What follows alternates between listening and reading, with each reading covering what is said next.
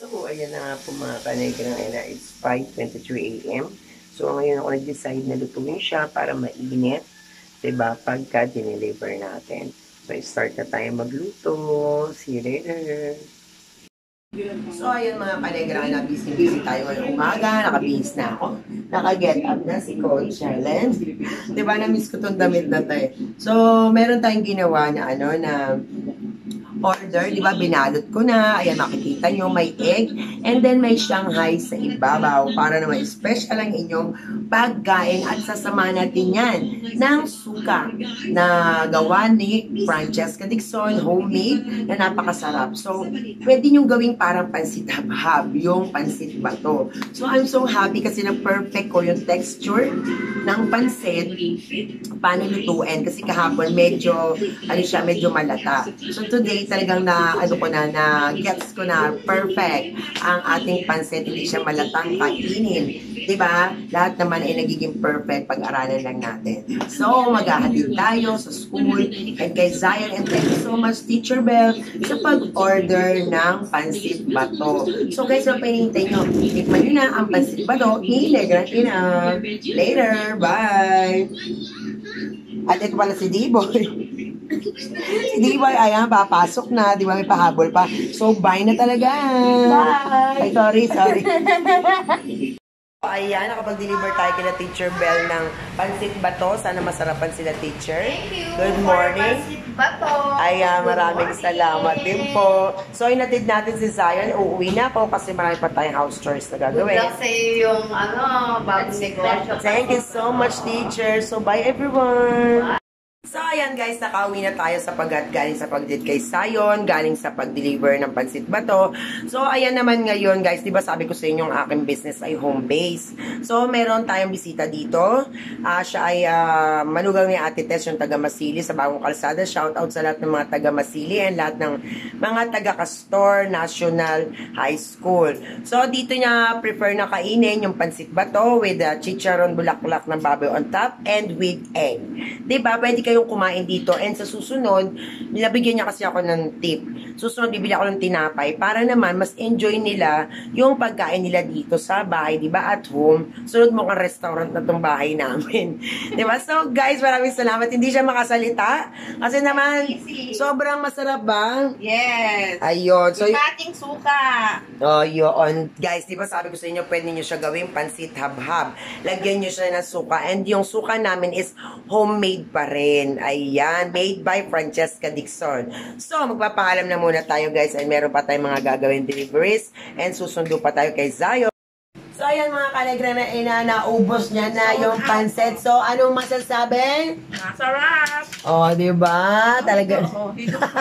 Higop sa suka nga kasi bagay na bagay siyang partneran ng suka. Gawin mo siyang parang hab-hab. So, ayan guys, I'm inviting you all kung gusto nyo ng kampante kayo sa pagkain, pwede kayo pumunta dito sa aming bahay. But, maliit lang ang bahay namin, ha? Pwede nyo ng pagtiyagaan. Thank you so much! Ano, Rara? Habang busy ako, may bisita, ikaw naman, tatakasan mo pa ako. Ha? Gustong-gusto mo dun sa kabila, bakit? May alalaki kasing aso. Tapos ngayon, alalapit ka sa akin, uutuin mo ako. Ha? Rara? Rara? Ano, saan ka pupunta? Pinagsasabihan kita. Oh, hindi ka mapakali kasi guilty ka. Ngayon, papasok ko dyan sa kwarto. Saan ka pupunta? Rara? Gusto laging tatakas. Rara? Isa. Uutik-utikin ako niya ni Rara eh. Kunyari ganyan, tapos biglang tatakbo. So, ayan na nga po mga kanegra na may birthday yan dito sa school ni Zion. So, full trip tayo. Ayan, ang dami dito mga teachers, parents, kasi nga po merong nag-birthday. Shout out sa my birthday, happy. Ano pangalan ng my birthday celebrant? Bella. Ano, Bella. Ayan, happy birthday kay Bella. So, ayan mga parents dito, guys. Ayan, kaway-kaway. So, ayan ang mga baby dito. Diba? So, ito yung birthday celebrant. Ayan si Bella. Bella, say hi! O, diba? Yan po naka-gown. So, guys, ito na tayong ating mga activity ngayong araw na to. Kakain muna kami ni Zion. Diba? Kasi masarap kumain. So, yan ang isang mami, ang ating kamarites nandito. Diba, guys? Kamarites yan dito ni Negrang ina. So, tawag dito, masyado tayong busy ngayong araw na to. And then later, may pasok po ako sa ALS. Ako naman yung estudyante mamaya. So, see ya! So, ayan na nga po mga kanegrang ina, bumisita muna sa akin si Alexandra bago kami pumunta ng Central. O, diba? Parang mga kinakusap ko, pang ngiti-ngiti lang talaga. Katapos, pina-free taste ko siya ng Shanghai. And then, nung pansit bato, kasi may talagang nakatira pang sobrang konti. So, pinatikim ko sa kanya. And then, yung suka. Kasi lahat yon ay homemade gawa namin. So, pinatikim ko sa kanya. And then, anong masasabi mo? Sarap. Sarap siya, masarap. Yun lang ang nasabi. So, masaya-masaya ako sa feedback ng mga tao kasi 'di ba, tulad sa sinabi ko kahapon, sabihin nyo kung malabsak yan, kung maalat, kung matabang, or ano, hindi ako magagalit. I-correct nyo ako dahil iaayos ko siya. Tulad kahapon, medyo malata yung naluto ko. So, in-adjust ko siya ngayong araw na to. So, perfect na ang ating pansit bato. Yun. And then, natawa ako kanina, alam mo ba? Kasi may matanda nagtanong sa akin, bumili kasi ako ng gulay. Kasi baka may umorder, magluluto ulit ako.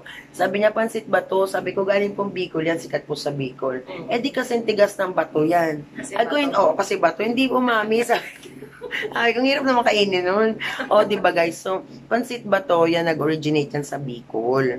Yun. So, mayroon ako sa post ko, meron akong trivia about dyan. What is the history of pansit bato? Siyempre, pag nagtinda tayo, dapat alam natin yung kaloob-looban ng tinitinda natin, di ba? So, yun, papunta kami ng Central at kami magpapasa ng aming mga portfolio. Ayan. Meron din siya, siyempre, portfolio. Ayan. O, diba? Parang mga bata. So, kailangan once a month pupunta kami doon para yung mga output namin, yung mga module na nasa intermediate pad and then sa bond paper, doon namin isi-secured sa Central. At least, hindi mababasa or hindi siya masusunog. Hindi makakukumangat-ngat ng aso tulad ng NBI ko. Inat-ngat dati ng aso. Nakakakuha ko lang. Oo. Pagdating ko parang yung pinapasok sa yung shredder ba yun ng papel, ganun nangyari sa NBI, kaya dalang-dala talaga ako. So guys, mamaya see you later sa Central. Bye! So ayan na nga po mga kanegra, papunta na kami ng Central, nandito na kami sa jeep. So mamaya itutour namin kayo sa Central. Diba medyo traffic, parang papunta kami Maynila. Sobrang ka-traffican. Kaya nga, 4th floor daw tayo. 4th floor, guys, maglalakad kami, exercise. Kaya may dala akong pamunas. And syempre, dala ko na yung Shanghai ni Sir Shera. Bye!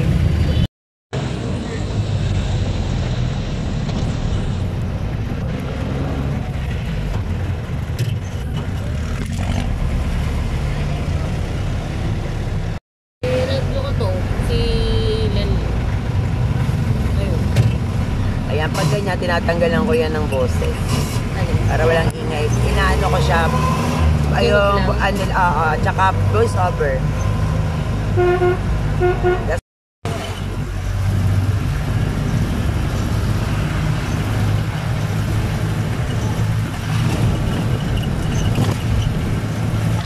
Nilabas niya yung puwet niya.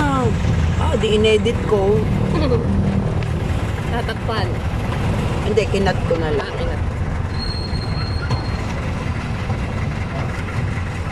Masarap yung tumira sa ganyan. Oo, kailangan ko tumira dyan. Chandelier pa yung ano yung payong. Nabutan mo ba?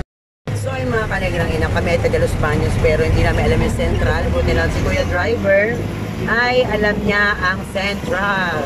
So, kaway-kaway dyan sa mga drivers. Si Kuya ay talaga naman napakasipag mag-drive. Diba? Isang smile naman niya, Kuya. Oh. So, si Kuya alam niya kasi first time namin pupunta ng Central. Pasensya na guys, medyo maalog tayo. So, hindi naman kami liligaw ni Kuya. No? Malapit na kami bumaba. Malapit lang yun sa munisipyo ng Los Baños, Laguna. So, Kuya, ingat ka lagi sa pagka-drive mo, ha? And God bless po. More kita para sa'yo. Maraming salamat.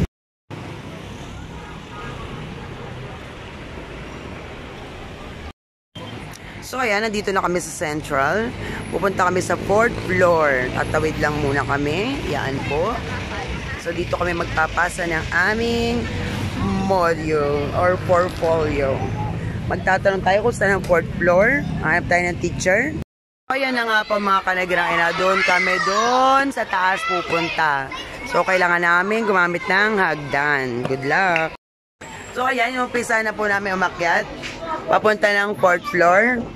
Medyo mataas-taas. Good afternoon, ma'am. Yan, hanapin namin si Sir Shera sa itaas. Dito po ang ALS. Ay, dito po. Ay, thank you so much po. 4th floor daw po. Sige po, thank you. Maraming salamat kay ma'am. Diba, ginaid kami ni ma'am papunta ng house. Takot ko naman. Ang takot ko kay ma'am. Buti na lang ginaid tayo. Hindi naman sinabi ni sir, kailangan pa na mag-exercise. PE yata itong PE. Kasi nag-exercise kami, guys. Masakit sa binti. Hingal na kami. Hello, sir. So, andito na si Sir Shera. Nandito tayo sa office ni Sir. Ang mansion ni Sir Shera. Happy Teacher's Day, sir! Ayan, ba? Salamat. Pahawakin. Tapos, sir, ito. Ayan. Ang Shanghai na siya. Shanghai. Mamaya nag-design yung box ko yung... Sige lang, wala akong problema. So, ayan, dito kami ngayon. Magpapasa ng portfolio. And then, ang aming Sir Shera. Happy Hello. Teacher's Day, sir! And si Sir na napakatsaga magtuturo po office namin. Yes, ayan. Office si Sir. Ng ALS. Diba? Oh. Lawak. And dito tayo sa kabila sa... Ay, pipicturean ko si Sir. Hiningal match. Tutor tayo. Hingal match. PE pala. Hindi sinabi ni Sir. Kaya pala maluag na pang CTO. Ayan. Wow, ramdam na ramdam kong estudyante tayo dito, ha. So, ayan po. So, ayan, pahuli-huli kasi. So, late siyang dumating. Hindi, nandun ko sa loob. Ayan. So, welcome. Tingnan mo, oh. Mukhang haggard na haggard. Nag-helmet ka ba? So, ayan, chinecheck na ni Sir ang aming ginawa. Make sure na tama ang lahat. So, ito ang mga taga-Bayog. Welcome to Negrang Ena. Ayan po, mamaya dadami pa po kami. Ayan. Thank you so much, Sir Shera. Kasi Sir, buti naiintindihan ni Sir yung sulat ko eh. Dapat kasi yung mga taga-Bayog ay kaninang umaga. Eh, hindi naman available to kasi may gumamit din kanina ang taga-ibang barangay. So, hindi tayo pwedeng magsabay-sabay, kaya may schedule ang gamit natin dito.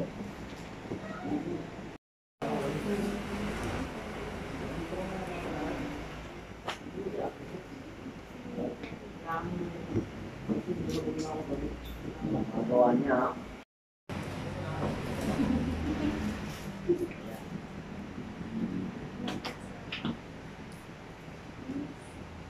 Mahaba ba, te? Baka magtampo, wala siya sa vlog. Pawisan na.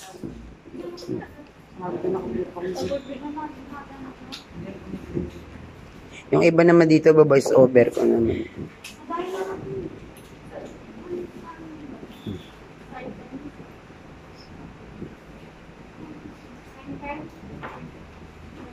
Ano naman gawa nila?